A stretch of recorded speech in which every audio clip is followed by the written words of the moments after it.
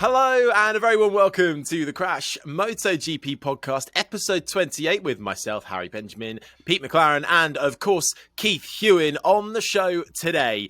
More champions crowned, but a slightly below par MotoGP race, notably lacking a Marc Marquez after he was ruled out of this weekend due to a concussion sustained during a crash in training. We'll be digesting all the action as ever, answering your questions and looking ahead to the final race next weekend in Valencia.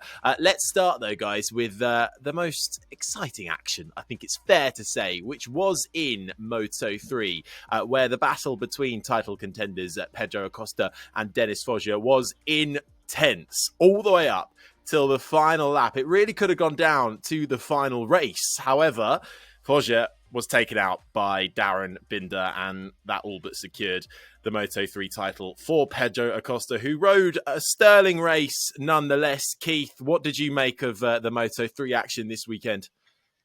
Well, it's always the best one of the weekend generally, isn't it, the Moto3? But, I mean, this weekend was the big showdown. It was whether Acosta could come back under the pressure that Foggia had been putting him under for the last, I don't know how long. Dennis Foggia rode, like he should do.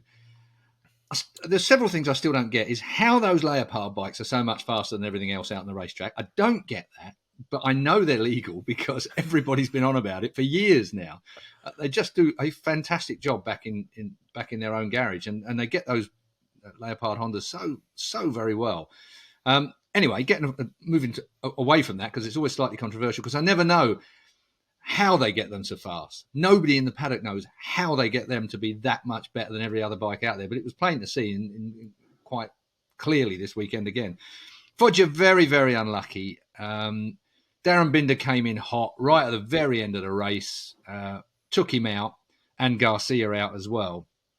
Now, it's always difficult when you're watching a race and you're commentating on a race. You make a fairly snap decision on seeing it just once quite often when you're commentating, or if you're a pundit back in pit lane or whatever it might be. You've seen it on a tiny little monitor and you're having a look at it.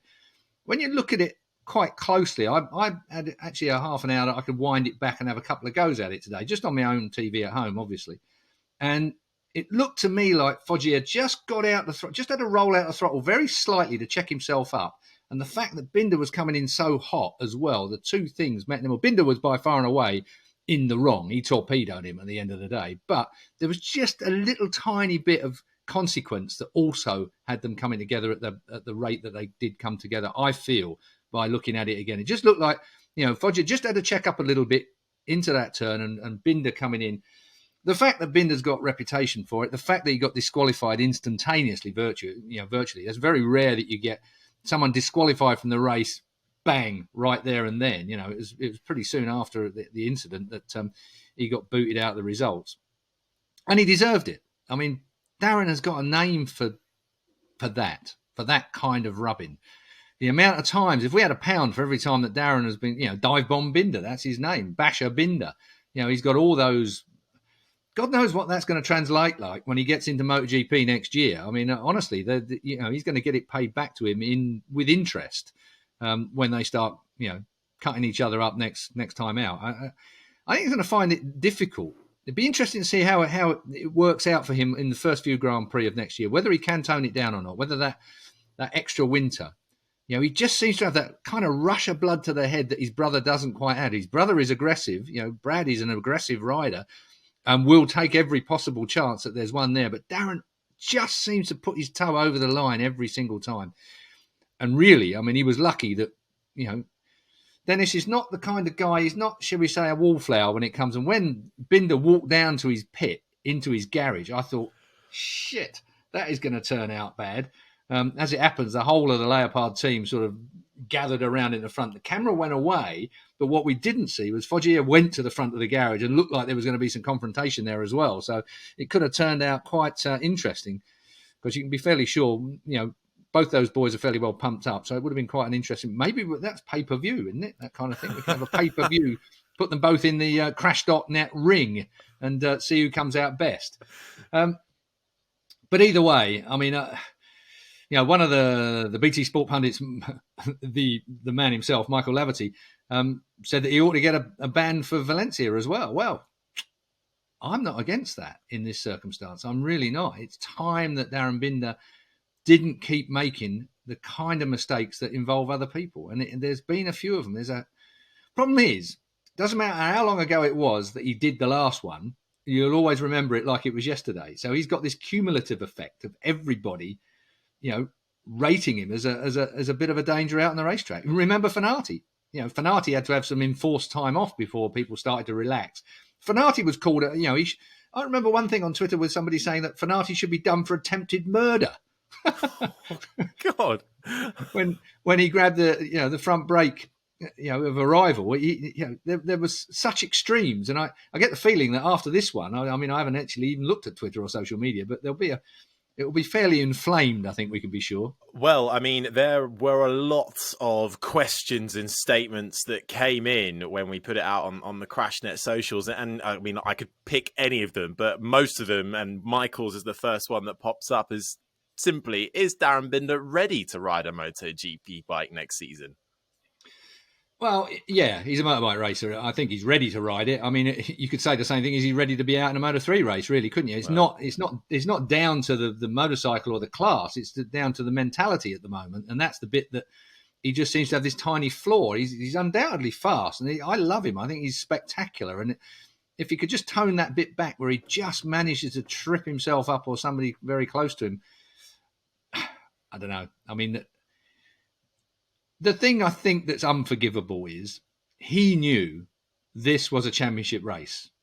He knew this was a championship situation between Dennis Foggia and Acosta. It's not that wasn't clear, and to take one of them out, to make that impetuous move, he came in so hot. It was like a missile. Garcia was coming across. Foggia was, like I say, I think just rolled a little tiny bit out of the throttle at that point for whatever reason. And so the coming together was pretty inevitable in that situation. There's no way out. He's got one on the outside of him, so he's either going to take Garcia or he's going to try and get to the inside as he did. And in the end, he lost it and took out, smacked into the back of Dennis. So, I think it's not the class, it's the mentality. Yeah, well, Leopard Racing were pretty damning of Darryn Binder on social media. They released a statement which says, "We didn't want Darryn Binder's presence at the box because it is obvious that after deciding Dennis Foggia's chances in the fight for the championship, it should be reasonable to think that the moment wasn't the right one. Darryn Binder has thrown away all the effort and hard work of our team this year. It wasn't just a race incident. Thanks for understanding it. The most important thing is that Dennis is fine after the crash," which is the main thing. But you can see them, as you could see on the TV screens, wherever you watching around the world, they were not happy, were they, Pete? What did you make of the fallout from the Moto3 action? Because up until that point, it was a really, really good race. You couldn't call it at all. You couldn't. And, Acosta was back to the Acosta of the start of this season, wasn't he? He was looking fast and confident and cool-headed. There was that one moment where he sort of looked over his shoulder. I don't know whether he missed a gear or something, and a few people went by. But other than that, it was, well, this is the guy that we expected him to be throughout the year and went away for 6 races. But yeah, he was looking great. There've been that little cheeky mind games thing in warm-up where he'd given the wave to Foggia and tapped his rear wheel at the practice start. So you knew it was all sort of set up for a big head-to-head between them. And we were just denied. It came to an end one lap early, didn't it? It would have been great. And it was a shame for Acosta as well, because it took away a bit from his celebrations, didn't it? Because everyone was sort of caught up in what had just gone wrong with Binder and Foggia when... But having said that, you could see for the relief on Acosta's face. From what he's been through, he was just happy to get it over the line, wasn't he? And I think it would have. Let's face it, if he had lost the title this year, having had such an advantage and been so strong at the start of the year, it would have been a really, really big sort of setback for him. So he's done the job now. This is his only season in Moto3. He's off to Moto2 next year. Foggia is staying, and we'll try again. So let's see what happens. But as far as the the fallout, of course. Whenever something like this happens, you get the super license question, don't you? Should there be a super license to get into MotoGP? Is Binder ready? Pecco Bagnaia kind of did support it, but I think most MotoGP riders, it's too difficult to put numbers on these things of when a rider is ready to come into MotoGP, and it's more rider by rider seem to be the general impression. Jack Miller was quite strong in defending Darryn Binder. He was saying, well, look, we all make mistakes. He said to Joan Mir, how many times have we bumped into each other this year? So he didn't think. There's obviously the Dennis Onchu incident that we've had recently, and the 2-race ban, talking about the punishment that Keith brought up and Michael Laverty's view. You know, that's obviously fresh in our minds, and so you compare things to that, and you know, this was seen more. I think it was a racing mistake, if that makes sense. But as you're saying, it puts Darryn under so much pressure. Mia said, you know, he's under pressure already because he's trying to justify this big jump to MotoGP next year. He's only had 2 podiums, both in Qatar. He hasn't been on the podium since. There he was going for the podium, you know, thinking I'm going to get this result that's going to help take some of this pressure off my shoulders. And, you know, as he said, he saw Foggia in front of him. It's how you handle pressure. It's how you handle pressure. And now it's getting even greater, management isn't it? Looking for. You can move forward a class to Moto2 and see the way that Remy Gardner and Raul Fernandez handled pressure. That's how you handle pressure. You know, like Remy Gardner is in a situation where the end of his season wasn't looking quite as bright, with Raul Fernandez stealing the momentum all the way through. And how did, you know, Remy handle it? In the way that you should handle it. You know, in today's racing, trying to grab those last few inches into a corner is virtually impossible. There's nobody giving anything away. You know, you're lining yourself up all the time, just trying to find where you can pinch an inch or a few millimeters if you're metric. It's one of them situations where Binder was a little over the top. It's more frustration, I think, trying to get to the front. He's not able to kind of wait. I used the Fanati kind of analogy a bit earlier on, or the example a bit earlier on, because Fanati was another one of those guys, mega talented, but couldn't wait. You know, he was pushing and shoving to try and move himself into position. I don't know where it leaves Darryn. Not a popular man around the paddock, I would suggest. And, you know, he's going to have to learn a lesson when he gets into MotoGP. I mean, he's going to have a winter off. He'll reset. He'll be a few months older by the time he comes back into what he's got to do next year. And the team around him will be trying to keep him under control a little bit as well. There'll be a fair bit of whip cracking going on. And I dare say his brother, I mean, I'd like to be, you know, when the old brothers sit down for dinner, you know, it must be a very interesting conversation. Like, hang on, bro, what are you doing? Yeah. Well, actually, Keith, so it turns out, you know, Petrucci got taken out on the first lap. It was by a factory KTM rider. Oh. And we don't know exactly which one, but it could be that both Binder brothers were a little bit naughty. Well, they're a tough couple of guys. There's no doubt about it. I mean, there's no messing about. They've come up the hard way, and they're fighting for position. Brad must be frustrated at the moment because it hasn't gone. You know, KTM have sort of, their development slowed down. Their whole progress has slowed down as well. So there'll be a fair bit of frustration at this time of the year. But taking out a title contender when he's fighting for the title on the, you know, coming to the last lap. Nah, he ain't going to find any forgiveness in the paddock for that. I'm absolutely sure. I mean, you can go back to any championship you like. I mean, there was discussion at the beginning down on the grid about who had canvassed other riders as to whether they were going to be forceful or, you know, give us a bit of room if I need a bit of room, rah, rah. And we've all done it, even in British Championship stuff. I remember those conversations you would have behind the garages, you know, are you with me or against me kind of thing. You would have that conversation because it's prudent to do that. You know, and you would know anyway who are the type of rider. By the time we get to this time of the year, you know the guys that are not going to give way. You know the guys that are going to fight. Jaume Masia, he's supposed to be a bloody teammate at the end of the day.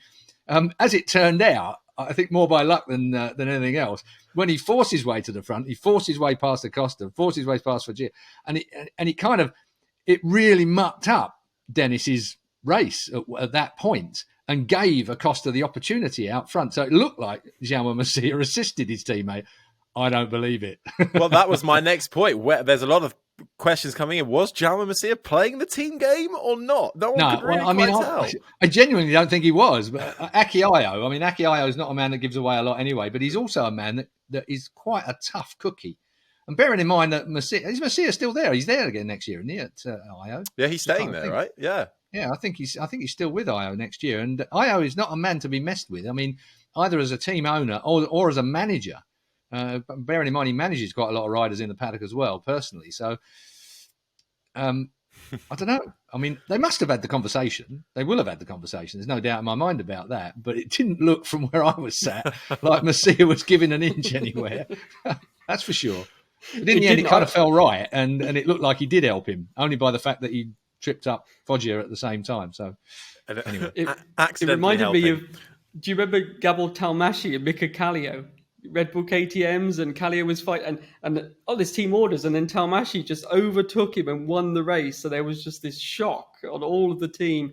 So you could bet they would, after that, I think they were crystal clear with their riders about, you're riding for the team, not just Akiayo as well. The whole of KTM, obviously, it's a big thing for them to win this championship. So yeah, they would have known, but it certainly didn't look like at that stage of the race anyway. But maybe they said, you go away and win the race or something. We don't know exactly what. Team orders are a funny thing, aren't they? Because they're not popular, quite rightly from the public point of view. They never have been, whether you're in Formula One or across in MotoGP. Go back to the Eddie Lawson, Kenny Roberts days. I mean, anyone that's old enough or long enough in the tooth to remember that particular year when Freddie Spencer beat Kenny Roberts by just a few points at the end of the year. Now, if Lawson had given way in, I think it was Rijeka, which was then the Yugoslavian Grand Prix. That's how long we're talking back. You won't even be alive by this time, I think, Harry. But the Yugoslavian Grand Prix at a track called Rijeka down near Opatija, beautiful bloody area, beautiful place.